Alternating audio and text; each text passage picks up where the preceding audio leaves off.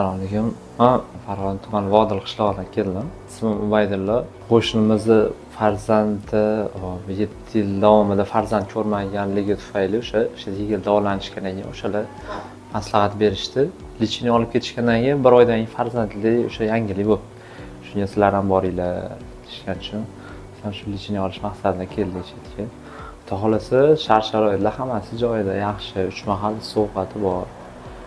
Fizioterapiyalari ham hammasi yaxshi ekan. Hatto ishchilari ham, muomalalari hammasi yaxshi.